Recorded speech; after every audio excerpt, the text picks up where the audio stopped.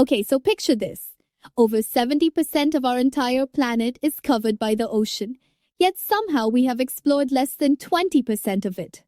Wild, right? Well, there's actually a very good and honestly terrifying reason for that. Welcome to today's Explainer. We're taking a vertical descent straight down into the abyss.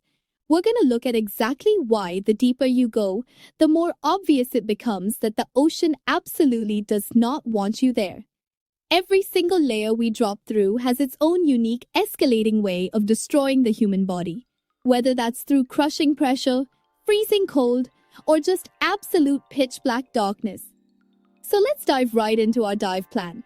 We'll start up top in the sunlight zone, drop down into the twilight zone, plunge straight into the midnight zone implosion, traverse the barren abyssal zone, bottom out in the terrifying Hadal underworld, and finally wrap it all up with the brutal physics of survival.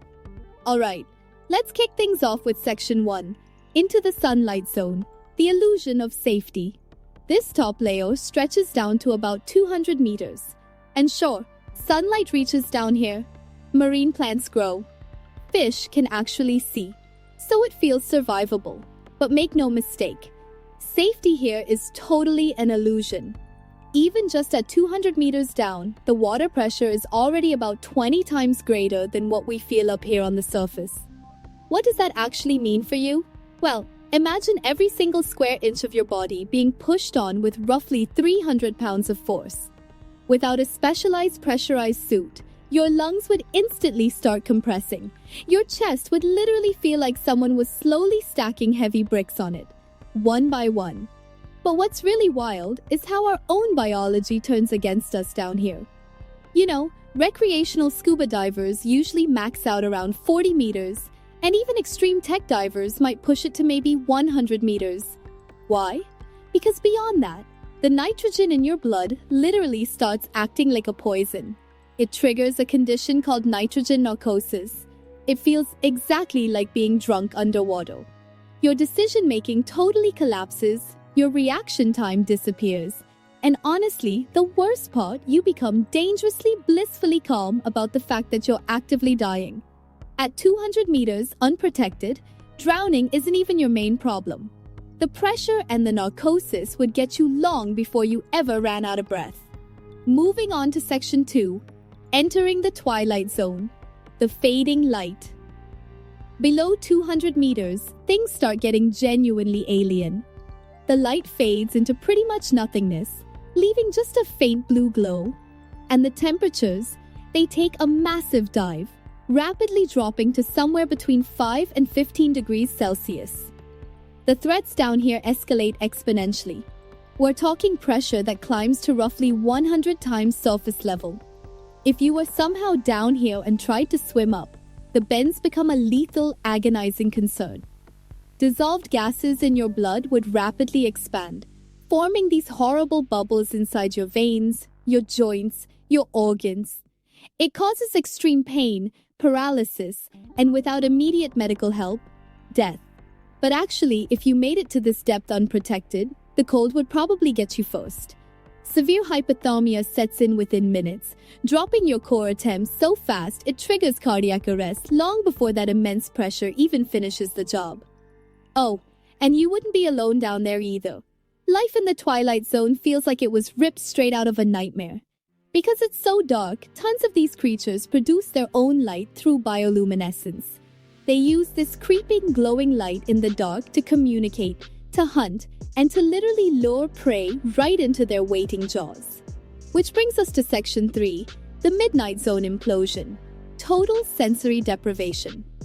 Plunging past 1,000 meters into the midnight zone, the temperature is a constant -2 degrees Celsius. That is literally just above freezing.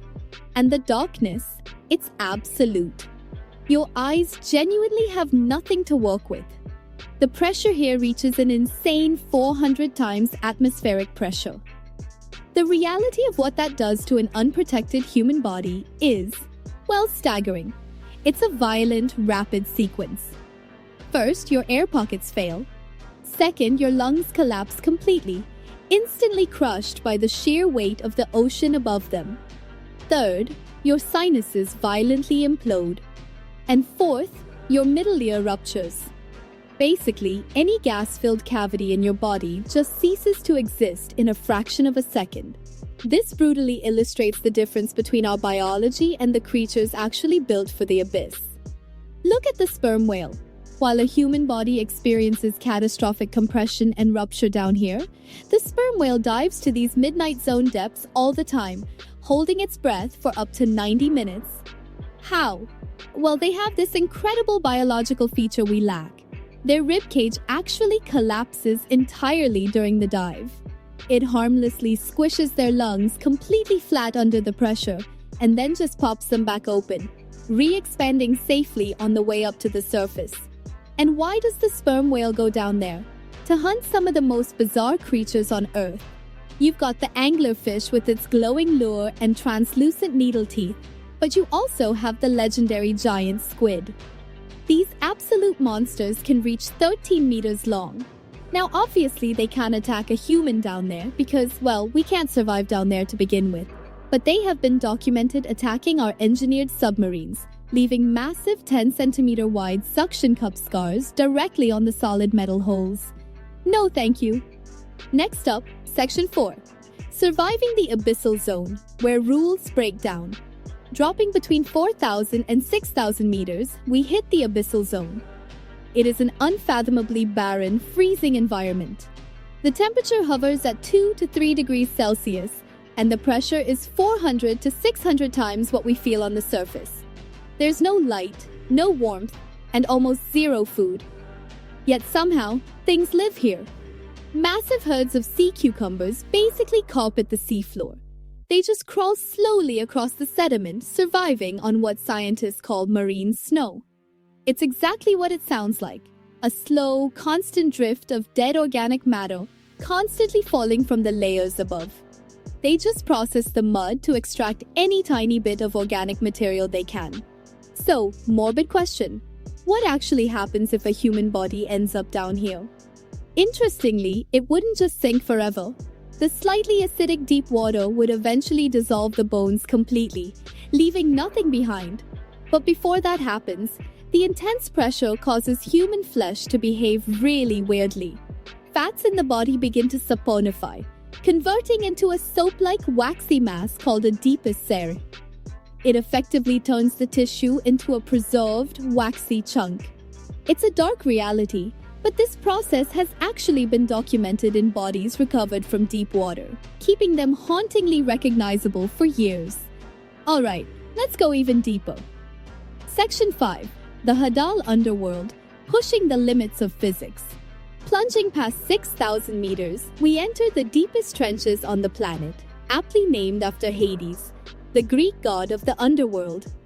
The absolute deepest point of this underworld is the Challenger Deep in the Mariana Trench, sitting nearly 11 kilometers straight down. At the bottom, the pressure scales past 1,000 times atmospheric pressure. To put that into perspective, it is the exact equivalent of having 50 jumbo jets stacked on top of every single square inch of your body. Under this extreme force, the physics of water itself actually changes. The water becomes slightly compressible, getting so dense that it completely alters how objects even move through it. Down here, the water is just above freezing, around 1 to 2 degrees Celsius. And out of all of human history, only 3 people have ever laid eyes on the bottom of this trench. Don Walsh and Jacques Piccard did it first in 1960, and director James Cameron made the trip in 2012. They only survived because they were sealed inside incredibly thick vessels, specifically engineered to take that exact pressure. And let me tell you, even with all that cutting-edge engineering, those vessels still audibly creaked and groaned under the immense, terrifying strain of the deep. Yet impossibly, life exists even down here. Enormous numbers of tiny crustacean-like amphipods swarm the Challenger Deep. We've even found snailfish down there, holding the record for the deepest fish ever recorded at over 8,000 meters. So how do they survive 50 jumbo jets worth of pressure?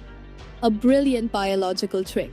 Their bodies are flooded with a chemical called TMAO. This chemical physically stops their cellular proteins from being completely crushed by the pressure. It's this elegant natural solution that no amount of human engineering has ever managed to fully replicate in living tissue. Which leads us to our final stop. Section 6. The physics of survival, instant lethality.